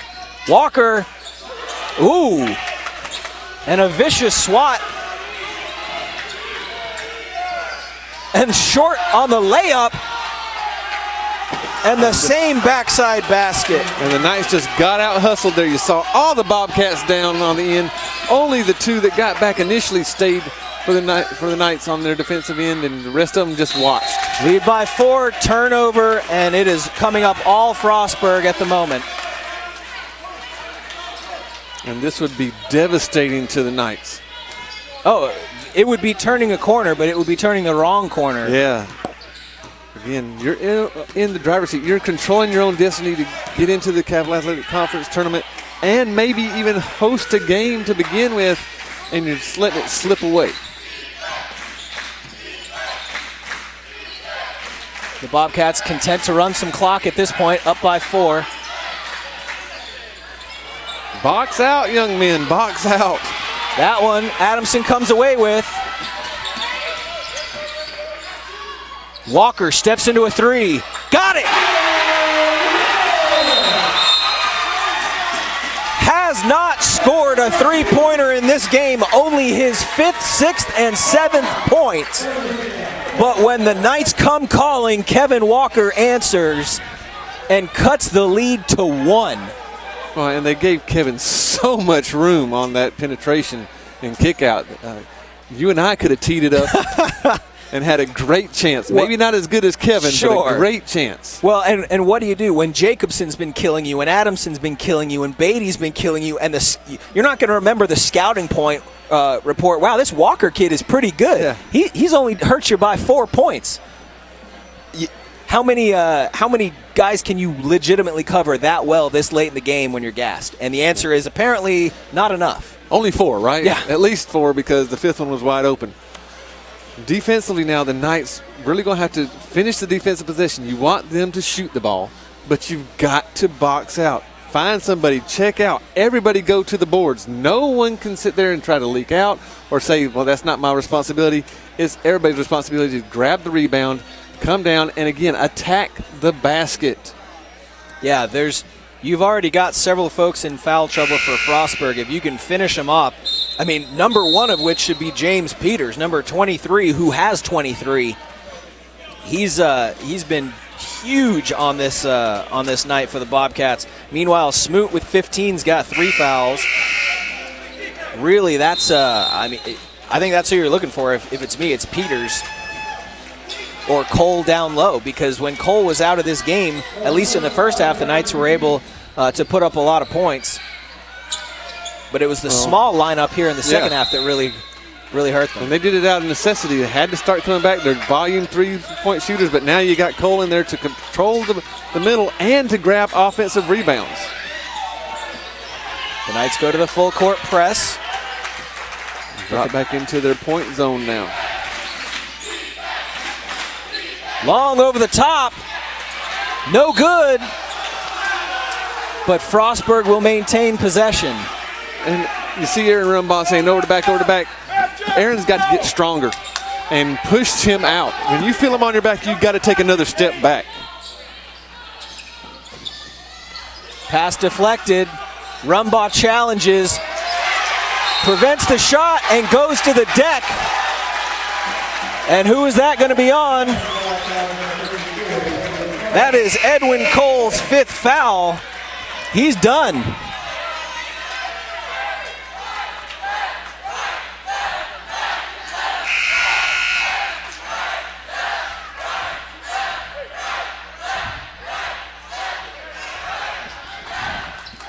A huge loss. We just talked about going at him, and in this case didn't even have to, on a rebound. But as you said, the Bobcats came back on the strength of small lineup. Rumbaugh now to the free throw line. No good on the first. Oh, and that didn't even look very comfortable. Not as bad as one we saw in the first half. Yeah. Rumbaugh not comfortable there. Cole fouling out helps, but the points help even more if you can get them. Rumbaugh 1 for 2. We are tied again with 1 minute and 10 seconds. Walker tries to come away with that one, can't do it. Tipped around. The Bobcats coach saying, slow it down, guys.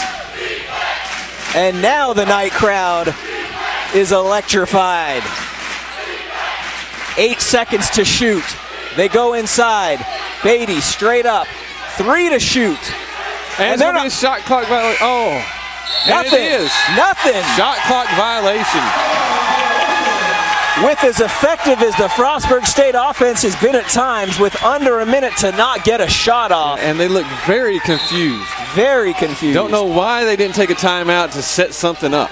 10-second difference between shot clock and game clock. Not enough to get a 2 for 1, but you want to limit the time that you give your opponent. Beatty goes baseline, connects off the glass. The Knights up by 2. The shot clock is off.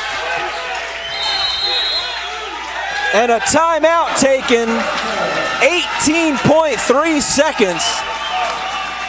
The Knights have at times in this game led by as much as 17. They've also been down late in the game, but have come back now leading by 2. The danger is in the first half, the 3 ball was not falling for Frostburg. In the second half, it has been. Yeah, and if you're the Knights, that's the one thing that you have to guard. You cannot get beat on a 3. If you're going to go into overtime, okay. But do not get beat on a 3. And then as soon as the ball goes up, make sure we're checking out. Don't over check out, especially on the shooter. Yep. Well, and fouls, of course, we know the referees have been calling this one close over the last while. You certainly don't want to foul either, unless you don't go to overtime right off the bat. Foul prevent the shot? Well, the way we're boxing out. Yeah, I don't know. I don't know if you want to go to the free throw line the way we're boxing out. It's true. It'll be very interesting to see what Coach Caputo draws up in this one. Yeah, and now you're sitting there. Do you trust your defense to play out the 18.3 seconds and box out and get it? Or if you're not so happy with your defense, foul right away. Go for the steal. Yeah. Foul right away. Let them go to the free throw line, box out, get the ball, and if it's tied up, then you have at least 17 seconds to run your offense. Yeah, if you trust your ability Yes. to box out, you have the opportunity to win the game. You can control your own destiny offensively. Whew. Well, it will be very interesting to be sure. Well, I'm sure Coach Caputo is going to opt the first to let his defense play this out. Yeah, certainly off the bat. You don't need a full 18.3. Well, and you got Kevin Walker up there guarding number 11, Smoot. He's not going to foul. Kevin can't foul. Yeah, and Smoot has been their three-point shooter in this second half. They're going for the tie. Basket is good, 7.8 seconds. The Knights off to the races. Walker goes up ahead. No good. And Rumbaugh short-armed it. And we are going to overtime. Of course we are. Because I think you said overtime's not out of the realm of possibilities. It's true. I've said overtime several games this season, though, that we haven't. We've only had 2 games go to overtime, one to single, one to double. Yes, I've now mentioned double overtime, so we'll see if that's a possibility. But, oh, my goodness. Tied at 75 apiece, 40 minutes in. We've talked about it before, Mike. You favor the home team always in a situation like this. I think also Cole already having fouled out, that's very helpful to the Knights. Other keys going into this overtime period? Well, I would look at the way that the Knights have to play this smaller lineup that the Bobcats put out there. Maybe go back to the zone, expand the zone a little bit to cut off the three-point shooters, but you cannot let, on a man-to-man defense, people just drive into the lane at will. Zones are supposed to stop that a little bit. There are some problems with playing zone as far as boxing out, but the Knights need to control their own destiny by playing stand-up defense and then control it on the offensive end just to make sure that they get good shots every time. Get to the free throw line. Yeah, quality possessions, I think, is the name of the game at this point. The Knights are going to have to make sure that no matter what happens, they're getting something on the offensive end, because Frostburg is certainly going to. And maybe if we would have looked at the stats before that timeout, Frostburg 12 of 21 from the free throw line, shooting 57%. Maybe we go ahead and foul him as soon as the ball comes in. Yeah. Have a better chance of it. Coulda, woulda, shoulda. So, again, that's one of the keys of basketball. Coaching staffs have all these stats readily available to you. Unfortunately, we didn't have it to see that, and that may have changed what I was so dead set against doing is fouling right away. So I believe Edwin Cole jumped in the first half against David Beatty. I think Beatty's got a little better shot here against Jones. He does indeed, and Kevin Walker will be the recipient of that tip. Lots of people in foul trouble on both sides as well. We'll see what factor that plays. Walker goes hard, does not finish. Now that's Smoot's 4. Smoot now with 4. So number 11, Nick Smoot. Number 23, James Peters with 4 apiece. Oh, excuse me, and number 10, Jordan Jones. And 52, Cole out. Walker, whew. That counts. On the Knights side, Walker and Beatty with 4 apiece, and then Thornton with 3, and it's green pastures from there. Walker makes 2. And you go back to that first free throw that Rumbaugh shot after he got fouled with about a minute left that he missed so badly. That's the difference in the game. It is. 3-pointer, no good. Rumbaugh. looks for someone ahead, realizes he is the front man. Oh, nice Euro step. And Adamson collapses back to it. The Knights stay on the aggressive, and there it is.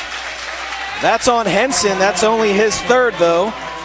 Someone that's got foul to give. As much as anybody does at this point. Yeah. We could see a war of attrition now. I'll tell you. Who's going to be the last 5 standing? Rumbaugh makes the first. I'll tell you another very interesting stat that I've noticed, Mike. Yeah, Langford hasn't played except for the first few minutes of the second half. And Rumbaugh makes them both. Yeah, Langford with no fouls, no points. But as you mentioned, not a lot of minutes either. Just bad matchups for Justin to be out there. As soon as Cole or Coleman went in there, Justin really becomes a liability on the defensive end. Yep. Elevating for a 3, very short. Rumbaugh again with a rebound and looking to run again. Yeah, Adamson slows it down. Should bring it back out. Yeah, you're up by 4 with 4 minutes. You got all the time in the world now, especially since you're being guarded by Peters. If it's me, Jacobson, go get him. Yeah. 10 seconds on the shot clock. Beatty rises up and puts it down. Over Tyler Michael, the lead is 6. Oh, Walker is now fouled out of the game. And with 4 fouls, you don't want to do anything to make it look like you found him. Just contest the shot. Make sure you stay far away. A great defensive play by Walker. Looked like it was all ball from here. And see, that was my fault too, because now Langford's in. I mentioned he wasn't getting a lot of minutes, and he will get some now. By Walker fouling out. And while Walker doesn't have a lot of points in this game, he's come on strong late and just done so much to gel the offense. Peters 27 now, and since he was fouled on a 3-pointer, now gets the third. Cutting that lead in half. How deflating. The Knights go up by 6, and on a single possession, Walker fouls out, and 3 of them come right back to Peters. Well, that's something that they can't control, so they got to move on past it and concentrate on this next 3 minutes and 36 seconds on this is what we need to do. We're in the double bonus. Keep attacking the rim intelligently, right? Defensively, stay in front of your man. You know they want to shoot some threes. When you contest straight up, but make sure you're about 2 feet away so we don't give the appearance of a foul. And stay on your feet. You always jump after the jump shooter because any kind of up fake, they can go right around you for an easy layup. Well, and the Knights certainly at this point, they've got the lead. They can, as we've mentioned before, trade buckets a little bit. You don't want to, but you can take a little bit of clock. You're in no hurry. The clock is on your side at this point. Whew. Fun game, right? It is. 3:36. Lead by 3. The Knights would love to keep it at 6, but it is what it is right now. But an opportunity on this, you have to come away with at least 1. Yeah. If you get fouled and you get 1, it's still a 2-possession game. And I think the Knights' goal every time down the floor should be make it a 2-possession game. Make it a 2-possession game. Yeah. You've got to come away with some type of points every possession. Especially since, as you mentioned, Frostburg wants to shoot threes, and they've been doing it much more successfully. And Frostburg comes out in a man-to-man press now, and Walker's one of your better ball handlers. Relatively easy. Yeah, just a show of token. Jacobson, they switched up Jacobson now not being guarded by Peters. Put the taller Michael on him.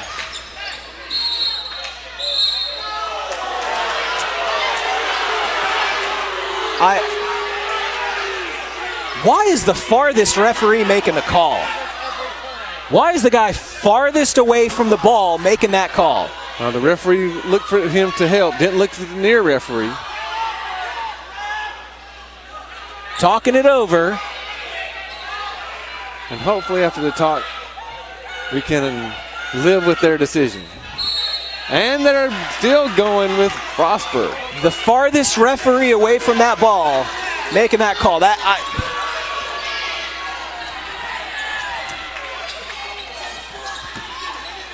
I'm going to shut up, Mike. I'm just going to shut up. And the Knights back into their zone now, making sure that they close out calmly and under control on the three-point shooters. That's Smoot. Oh, and a travel.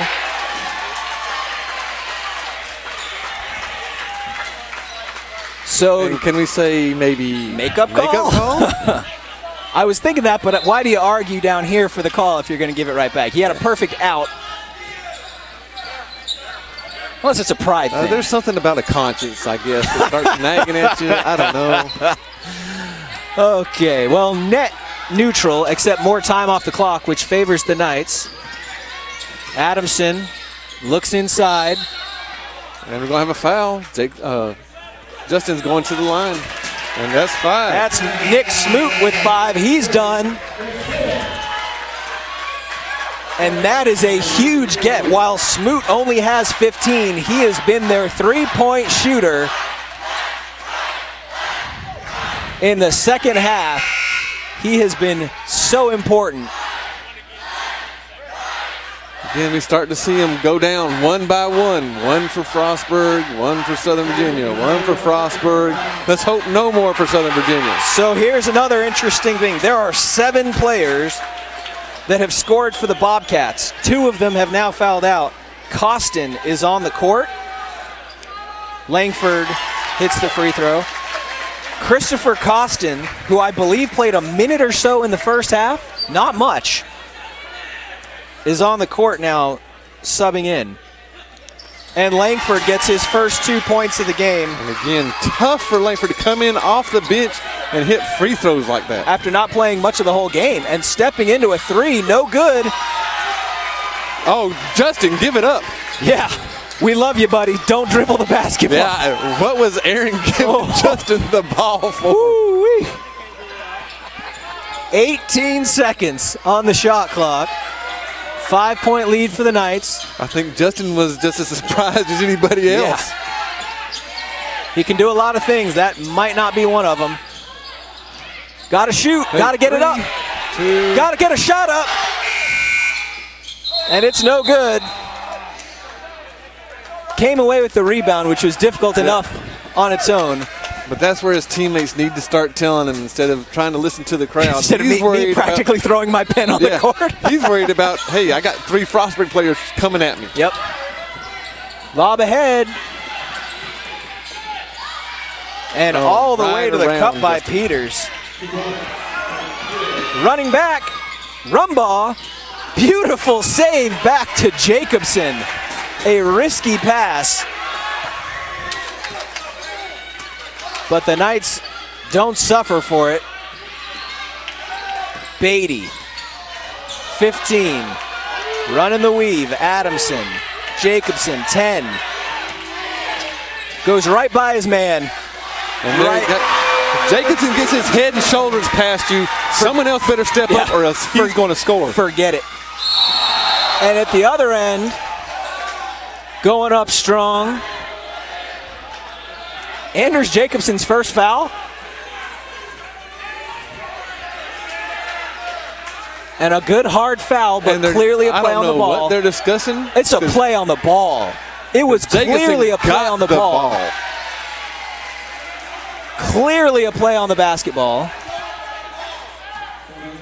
Okay, good call. Jacobson comes away with the foul. Just his first. There was no ill will there. He was just going up and making sure that the ball didn't get past the rim. He had to make a stop, and this is Costin. Not a point in this game, but he's got one now. And what a way to get your first point. Stepping up after a hard foul like that. Absolutely. Again, just like Langford, not a lot of minutes, but when called upon, makes them both. Better than the average for the team, certainly. We noticed 12 for 21 earlier. And now you see Costin on Jacobson. No, he's got some fouls to give. Rumbaugh being guarded by Peters with 4 fouls. 10 seconds. And now under a minute to play. Jacobson in trouble. Out to Langford. Somebody's got to shoot. Beatty. No good. Less than a minute. And the lead is 3. You don't want him shooting. Stay with 23, Coach Caputo keeps yelling. Now 10 to shoot at this end. Basket is good on the baseline. Tyler Michael. 2-second differential. The Knights can hold. Yeah, they just got to get half court, across half court. Got to get across the line, and he does. Yeah, I would put the ball in Jacobson's hands now. Absolutely. Calls a timeout. Smart call. Beatty wants to talk it over, I guess. Yeah, David. It also lets the defense set up. Yeah, though. David picked the ball up way before he had to. Realize there was the no mistake. real pressure on him, and then no one could get open. Whoo-wee. Actually, David could have stayed out here around the volleyball attack line. Nobody's coming to foul him. The coach wasn't giving any signal. The players were asking. And Beatty's a great free throw shooter. Yeah, and if you're going to play off of him by 4 or 5 feet, hey, we'll let the clock go down and give you 1.8 seconds. Yeah, absolutely. 7 for 7. Beatty was at the end of regulation. I don't know if he shot any here in overtime. But at the same time, who are you going to foul? Beatty 7 for 7. Adamson 2 for 2. Jacobson 4 for 4. Walker was 2 for 3. Now out of the game. He was your best option statistically, and he's gone. 1 for 1 for Thornton.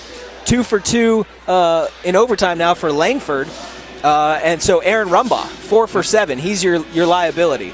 Yeah, and they're going to probably try to funnel the ball to him. If I was Coach Caputo, I might be having him be the one taking the ball out of bounds. Yep.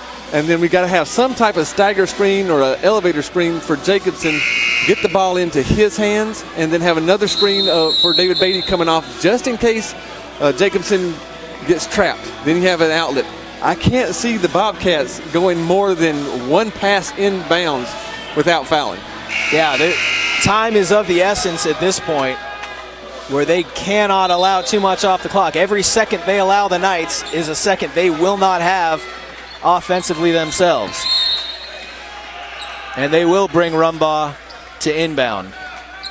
So on the court right now, no Knight has missed a free throw of anyone except for Rumbaugh, who's inbounding. They get into Adamson and then immediately foul. Darren Campbell called for just his first. So Nate Adamson. And even if Nate hits both of them, it's still a one-possession game. Now, do you foul? If you go up by absolutely. 3, do you foul them Absolutely. so they can't get the three-point shot off? You look- I would foul them back here in the backcourt. Yeah, you look at their free and make throw it a free throw shooting contest the rest of the way. Absolutely, yeah. You look at the percentages. The numbers are in your favor. The end of regulation, the Knights hit 83%. Frostburg hits 57. I'm fouling right now. And he calls a timeout. Okay. That's fine too, I guess. Yeah, it's academic. You don't let a 3 get off. You shoot the 2, or you give him the 2 free throws. The only concern is boxing out. Yeah. And you might even sit there, force them to pass the ball into the backcourt, and then just play everybody around the perimeter. Let them drive to the basket. Yeah. Play matador defense that we've seen so many times of, go ahead to the basket. Yep. That'll chew up another 3 or 4 seconds. So by the time the ball goes out of bounds or through the basket, there's only 2 or 3 seconds left on the clock. Well, and especially since with the free throw percentage the Knights are hitting. Yeah. Great. We'll give you 2 because we're confident we're going to get 2. Well, then it'll take a miracle heave. If there's only 2 seconds left on the clock, you bring the ball in, another half a second at least comes off. So now you're at 1.5 seconds. If you miss down here, you have to heave the ball the whole way or call a timeout as soon as the ball comes off. Another half second comes off. So now you got 1 second to go the length of the court. that's a miracle shot. And even then, the miracle shot does what? Sends you to overtime. Yeah. Double overtime. 12.4 left on the clock here at the end of the first overtime. The Knights lead by 3. Frostburg State with the basketball.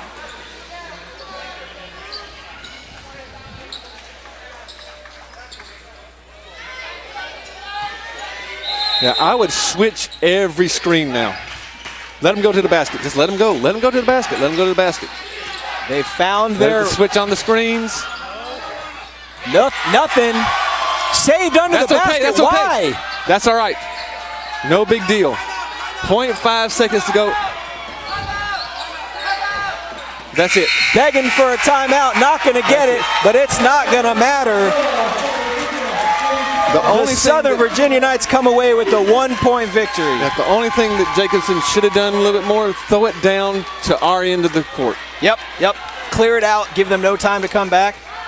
But, saving it under the opponent's basket. But you're up by 3. Like I said, the ball goes in. It's less than or 0.5 seconds to go. Sure. No big deal. Whew. And then, Coach Caputo was worried. All you got to do is send somebody long, throw it in, touch it, punch it, do whatever else. 0.5 seconds is gone. Keep it active for a minute. Yeah.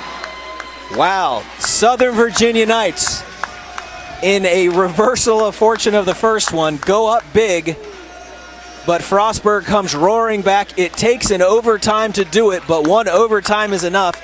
87-86 on the back of several individuals. Anders Jacobson with 27, David Beatty with 19, Nate Adamson with 14, Aaron Rumbaugh with 10, Kevin Walker with 9. And since we're naming everybody, Thornton with 3, Langford with 2, Edmonds with 2. Just very, very well distributed scoring on a night where the Knights absolutely needed it. And speaking of 27 points, Anders Jacobson.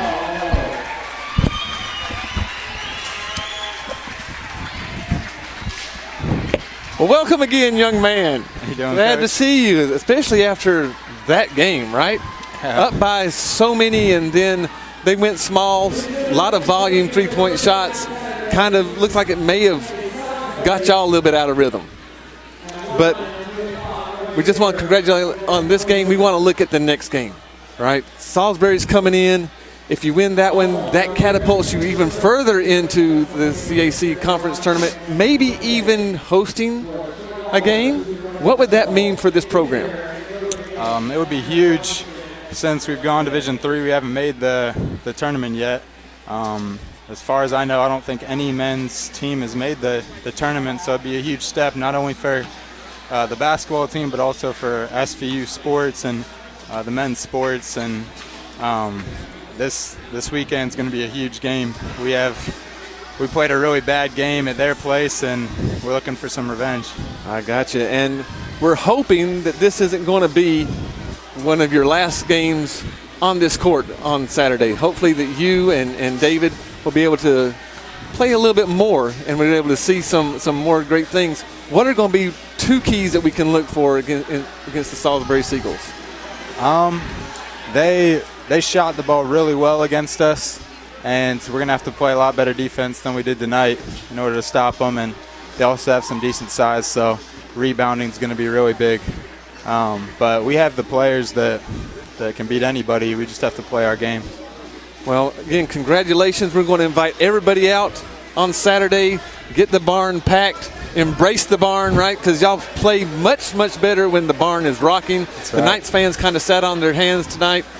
The energy went down, but when the energy finally came back, you responded very well, the team did. So get everybody out here and see our Knights not only compete for a first, but see some of our guys in their final home game in the regular season. Thanks very much, Anders. Thanks, Coach. Congratulations. Appreciate it. So again, come out if you're in the vicinity of Buena Vista. Come to the game on Saturday. See some fine young men in their regular seasons with the Knights. Hopefully not in their season. Yeah, the regular season at home. They've got a couple games after that, but there have been some phenomenal games in this building this year, Mike. None better than this one, the overtime win. Wow. Yeah, just, the ebbs and flows, if the Knights could ever figure out how to get those ebbs to be shorter, what a phenomenal team that could make a lot of noise, not only in CAC. I think we're in the final year of our probation, but maybe get even national recognition, a vote or two in the top 25. Well, we'll see as we go. Make sure you guys stick around with us and see how that works out. So much drama being played out. It's not locked in yet as far as seeding for the CAC tournament. Still got games left. But this one is in the books. The Southern Virginia Knights, 87. The Frostburg State Bobcats, 86. For Mike Harmon and the rest of the broadcast team, I'm Art Furler. Thanks for joining us, everybody. Have a good night.